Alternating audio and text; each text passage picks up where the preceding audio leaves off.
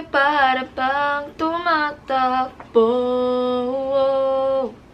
sa isang munting harana para sa'yo. Last time na nag-film ako dito, ang dami nag-comment, ba't daw ako nasa CR? Hindi po ito CR, ito po ay pintuan namin, ito po ay dingdeng, andun ang CR. Hey guys! It's Pam! Ang video natin ngayon ay haul na naman, or mag-gird. Puro na lang ako haul, wala na akong ginawa kundi mag-haul. Pero sabi nyo naman na enjoy nyo naman yung hauls ko, kaya let's do this! Ang dami ko na naman pinagbibili. Oh my God! Ubus na ang aking pira. Nakaka-stress. Okay, magsimula tayo sa Adidas. And the only best for the athlete. Athlete ba ako? Nung nagpunta kasi kami ni Shaq sa Tagaytay, napadaan kami sa Ayala Mall, Serene. Ang galing, may Ayala Mall sa Tagaytay. Tapos, nakakita kami ng branch ng Adidas. So, pumasok kami, tumingin-tingin kami. Sabi niya, bibili siya, pero oh my God, ako din ay napabili. Ang ganda kasi, tingnan nyo naman. Ito ay Energy Bounce 2 for women. Tapos, ang size ko ay 5.5.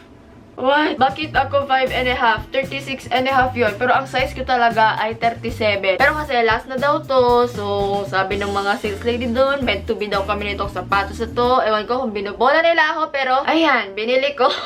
Sobrang comfortable nito. Tapos, pwede mo rin siyang ipang casual days. Ganun. Ang lambot ng loob. Tapos, bumili din ako ng slip-ons. Ang pinaplan ko talagang bilhin ay yung may lines na ganun-ganun. Kaso, medyo mataba siya para sa aking paa. Kaya ito na lang aking binili, yung gantong version. Tsaka sobrang mainstream na rin siguro nung may lines na full. May lines din naman siya. Kita mo naman din na Adidas. Grabe, yung lines lang yung habol. Yung brand lang yung habol. Pero guys, sobrang lambot nito. Promise. Kasi alam niyo naman ako, diba? Hindi naman ako mabili talaga ng mamahalin. Pero sabi ng mama ko, hay nako Pam, itry mo bumili ng mamahalin. Mafe-feel mo yung comfort. Mararamdaman mo yung binayad mo. Thank you, mother, for inspiring me to buy expensive things which I do not really prefer. Tapos, dumaan ako sa Watsons kasi naubusan ako ng black water na pang spray. Kaya bumili ako ng bago. Ayan. Yung blue naman yung binili ko kasi yung dati ay yung orange. Inspire ata yun. Ito naman ay, wait lang. Hindi nagpo-focus, pero ito ay Desire. Amoy fresh na baby. Mabango rin siya. Syempre, meron bang mabahong pabango? Next na store ay Bench. Ang binili ko ay itong holographic cup. Oh my God, ang ganda, no? Para sa Influence Asia Party kasi naman. Ang theme ay futuristic at holographic, pero pagdating namin doon, parang kami lang yung makintab. Ayan o, kita mo yung pagka-holographic. Rainbow ba yun? Tapos nagka-book fair sa UST, tapos napadaan ako sa book sale ata yun. Book sale ba yun? Hindi ko alam, basta isa sa mga nagbebenta ng books doon. Candy Magazine na August 2016 pa, pero girl crush ko kasi si Gabby Garcia. Oh my God, ang ganda niya, diba? Gravity. Tapos yung likod, si Nadine. Tapos nanood kami ng UAAP ni Mama tsaka ni Kuya. Bumili kami ng merch ng Lasal. Go step, pero wala eh. Lady Spikers fan po ako at ang nanay ko, The Green Society. Ayan, pakita ko sa inyo yung aming binili. Yung pinili ko ay yung kay Kim D kasi, oh my God, siya ang bagong crush sa Lasal Lady Spikers. Dati, si Mika Reyes. Ngayon, si Kim D. Tapos, 11 yung number niya, birthday ko. Tapos, yung kay Mama naman ay ang feel ng pagkahugot ko. Ano ba yan? Captain! Ayan, si Kim Fajardo. Isa rin siya sa mga favorite kong players kasi ang galing niya maglaro. Promise. Sobrang intelligent ng mga moves niya.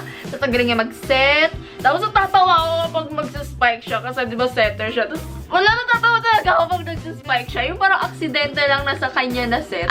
Sana manalo sila ulit ngayong season. Next naman ay Ruby shoes. Tapos bumili ako ng slip-ons ulit. Ayan, holographic. Ewan ko kung bakit binili ko to. Siguro kasi nung nag-shopping ako, nasa isip ko puro holographic dapat ang bilhin. Pero ang ganda kasi. Ayan. Hala, puro ako slip-on. Oh my God. Parang puro ganito yung binibili kong chinelas. Okay, back to Influence Asia. Bumili ako ng jacket sa Forever 21. Sobrang mahal. Hindi ko tinanggal yung tag, yung price tag. Tapos, kinip ko yung receipt. Kahapon, pumunta ako ng SM North. Tapos, Oh my God, nakakaya. Hindi ko alam kung dapat bang kinakwento to. Pina-exchange ko ng item. Kasi naman, namamahalan talaga ako. Eh, one time ko lang naman yung susuotin. Saan pa ba ako magmamakintab na jacket? Just ko, Lord. From Forever 21, bumili ako nitong holographic na purse or pouch. Ito, kasama kong binili with the jacket na makintab. Nasa Instagram ko naman yun. Oh my God. Pinost ko sa Instagram, tapos pina-exchange ko. Tapos, muntik na kami magkaparehas ni Aika ng binili. Ito na, yung mga pina-exchange ko. Ay, una pala, ay itong suot ko ngayon. Pink na long sleeve na sobrang lambot. Oh my God. Ito ata yung Forever 21 Contemporary something. Basta nakalagay kasi sa tag Contemporary kung ano man yun. Ang ganda ng pagka-pink niya. Hindi naman talaga ako nag-shopping sa Forever 21. Totoo nga yung kapag nagbayad ka ng mahal, mafe-feel mo yung comfort and yung quality. I got this jacket na yellow. Kita nyo ba? Go Uste, yellow. Oh my God, hindi naman ako nag-colorful na clothing, diba? Lagi ko kasi binibili ay black, white, gray, ganun lang. Pero ngayon, bumili ako ng yellow na jacket. Oh my God! Tapos, itong white shirt na may mustard yellow na outline. Outline ba yun? Hindi ko alam. Basta yung gilid-gilid. Ito, sa leeg, tsaka sa sleeve. Bongga, diba? Tapos, sobrang lambot din. Silver na necklace na choker ata to eh. Babam! Pantale! Yes! Okay, last na store ay, wait lang, ano ba to? H&M! Tignan nyo naman yung bag, gutay-gutay na kasi nilagay ko sa loob ng aking backpack para hindi nakakapagod.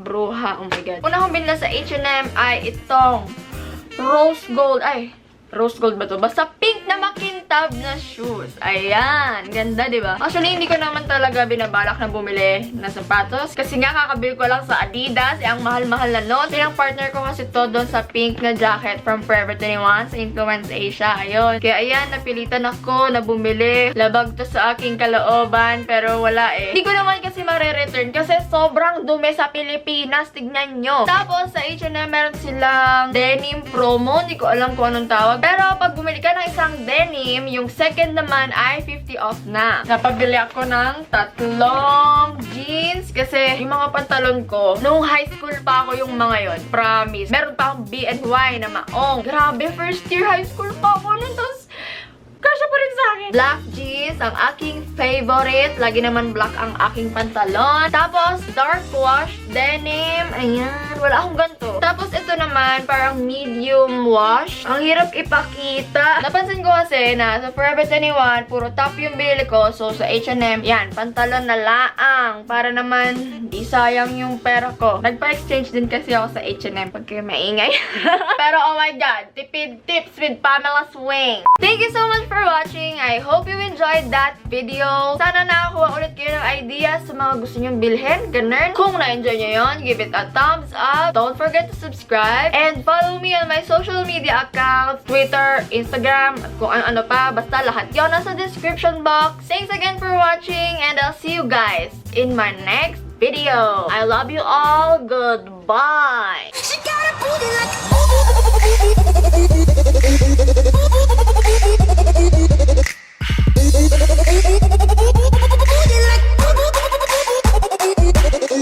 Grabe, T. Lumilevel up na ang haul ng lola nyo.